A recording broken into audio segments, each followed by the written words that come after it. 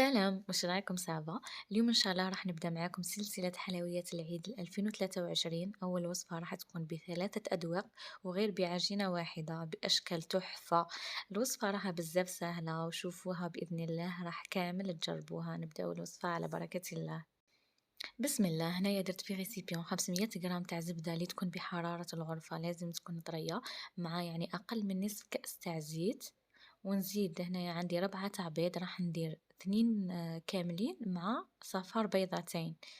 هنايا راح نفصل الصفار عن البياض، فوالا. وراح نزيد عليهم كاس تاع سكر ناعم، لازم يكون منخول يعني غير بلو غاية كيما راكم تشوفوا. وراح نخلطهم كامل بالباتر. هنايا الزبدة لازم تكون بحرارة الغرفة باش تطلع لكم غاية. انا نحب نستعمله لانه يخلط مليح المكونات وفي نفس الوقت الكريمة تجيكم خفيفة والصابلي يجي هشيش، والاهم انه الكمية تجيكم زاكية لانه الزبدة تتضاعف كي نطلعها. كما راكم تشوفوا الفرق، يعني اللون يتغير. هنايا خلطتها حوالي 3 دقائق. نزيد لها كاس تاع فرينة ونخلطه حتى يتخلطوا غاية. وراح نقسمهم على 3، يعني كما قلت لكم راح ندير 3 تاع الأذواق. هذا الذوق الأول راح نزيد له باتاغون بذوق الليمون ونخلط. هنا باتاغون يعطيكم اللون مع الذوق. ونزيد لها الفرينة بالتدريج، والفرينة ما ديروهاش دفعة واحدة، يعني لو كان تتجاوزوا كمية الفرينة الصابلي تاعكم يجيكم ناشف. خلطوا غير بالأصابع حتى تحصلوا على بات تكون خفيفة. وهذا النوع الثاني راح نديره بذوق الشوكولا، درت له باتاغون بذوق الشوكولا وزدت له مغرف تاع كاكاو ونخلطه غاية. وراح نجمع تاني بالفرينة حتى تحصلوا على عجينة تكون طرية. هذا النوع الثالث، الذوق الثالث اللي راح نديره بذوق الفانيليا. درت له باتاغون بذوق الفانيليا وندير لها الفرينة مع رشة خميرة كيميائية. هنا العجينة بعد ما ريحت هذا الذوق الأول بذوق الليمون راح نحله فوق كيس بلاستيكي سمك يكون شوية رقيق، وراح نطبع بهذا الطابع. فوالا.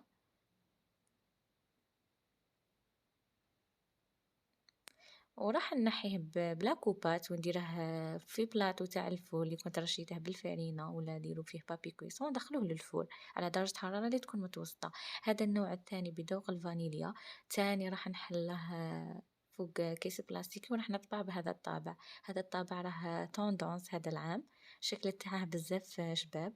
وهذا النوع الثالث بذوق الشوكولا تاني نحله وراح نطبع بالطابع الدائري ونديرها في بلاطو تاع الفرن ونطيبهم عادي. هنايا بعد ما طيبتهم يعني حاولوا تحمروه شويه من تحت هكا باه يجيكم مبنين. هذا النوع الاول راح ندير شوكولا. هنا ذوبت شوكولا بيضاء بدون اضافات فوق باماغي.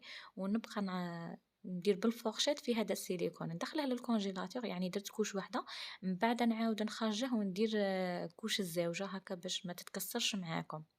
فوالا.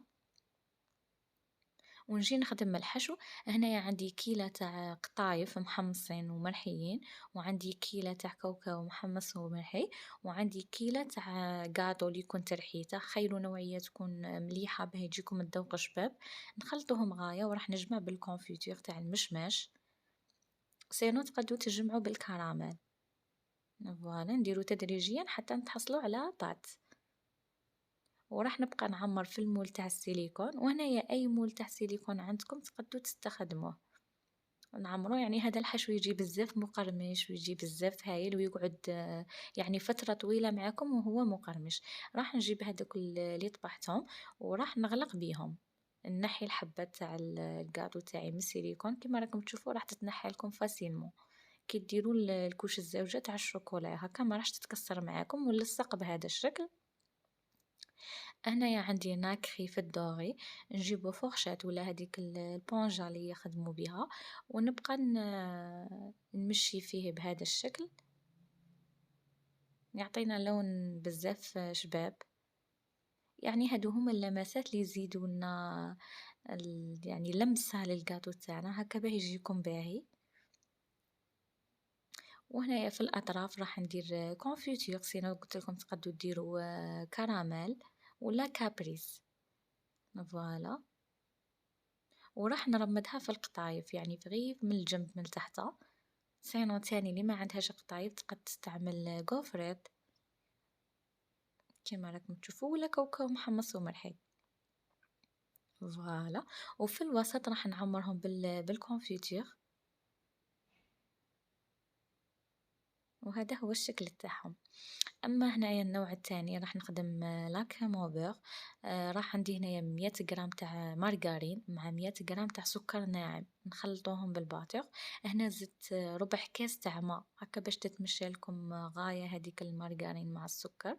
وزدت ربع كاس تاع زيت ونكمل نخلط وراح نزيد باتاغون بذوق الليمون. هادو لي باتاغون بزاف هايلين، يعطوكم واحد الذوق هايل للغاتو، يعني وراهم ينباعوا بلا دوز 10 ميل يعطيكم قرعة.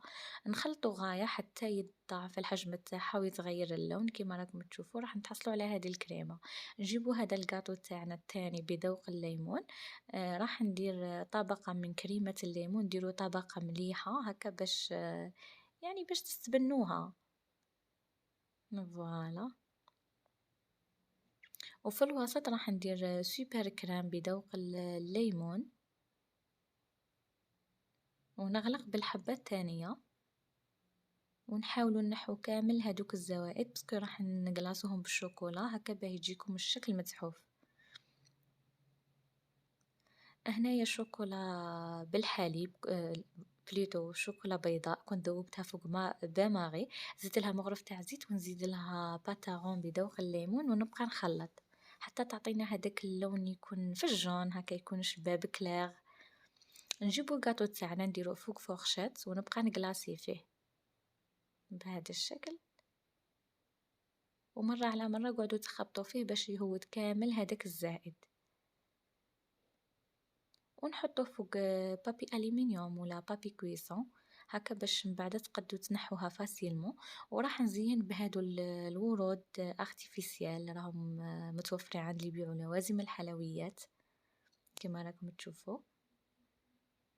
وعندي هنايا فايدور راح نزين بيها تاني، نديرو غير شويه من الجنب. فوالا.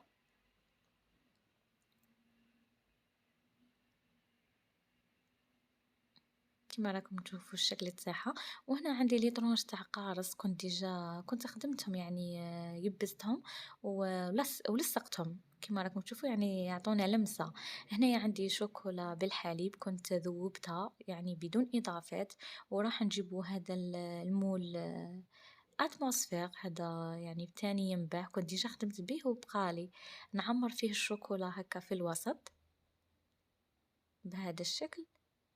ونزيد فوقه عندي هنايا قرقاع، عندي بندق، لوز، وعندي بيستاش. وانتم كيما تحبوا ديروا بهذا الشكل.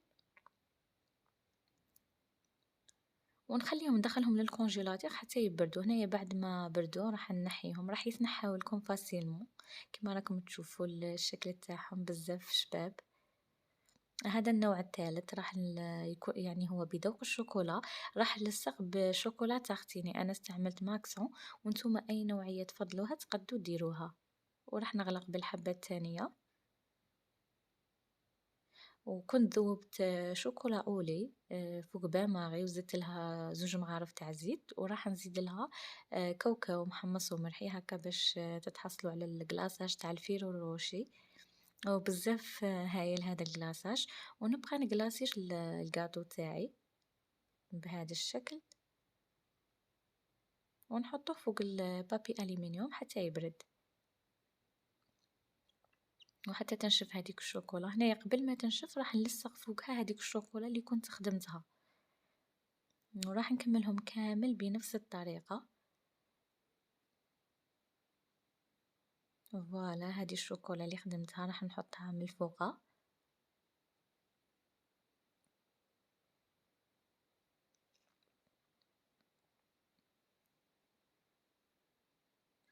وهنايا البنات وصلنا لنهاية الفيديو. كما راكم تشوفوا يعني الشكل النهائي للقاطو اللي حضرته لنهار اليوم. يعني الله يبارك درنا بلاطو من الحلويات بزاف راقي شكلا وذوقا. هنا راح نقسم لكم تشوفوه كيفاش جا من الداخل. صدقوني يعني كل نوع عنده ذوق خاص. بزاف هايلين. إن شاء الله تكون الوصفة عجبتكم وإن شاء الله تجربوها. إذا عجبكم الفيديو حبيباتي ما تنسونيش بالاشتراك واللايك. في أمان الله. سلام.